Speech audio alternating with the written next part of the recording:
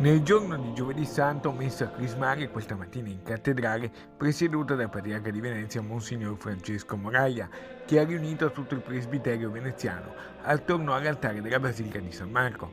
Durante la celebrazione il patriarca ha consacrato tra l'altro gli oli che serviranno per amministrare i sacramenti nelle varie parrocchie della diocesi.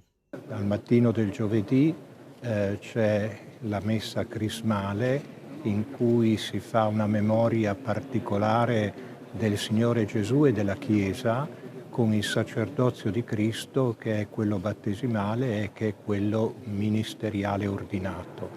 Ed è bello vedere i presbiteri, i diaconi, i ministri, i fedeli laici, i religiosi, tutti intorno all'altare. Abbiamo avuto anche la gioia di avere il gruppo, una rappresentanza del gruppo dei cresimandi, i ragazzi e le ragazze della nostra diocesi. Sono iniziate così le celebrazioni del Triduo Pasquale. La liturgia non è una costruzione umana, ma è attraverso dei segni che noi entriamo in contatto col mistero.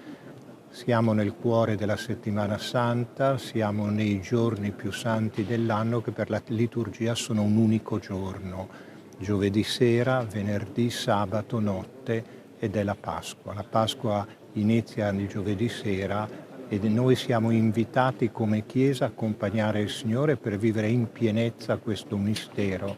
La liturgia deve tradursi poi nelle scelte della comunità cristiana, nelle nostre scelte individuali. A tutti i sacerdoti concelebranti, tra i quali anche l'abate emerito di Praia Dom Norberto Villa, il patriarca Francesco ha voluto fare un bel dono.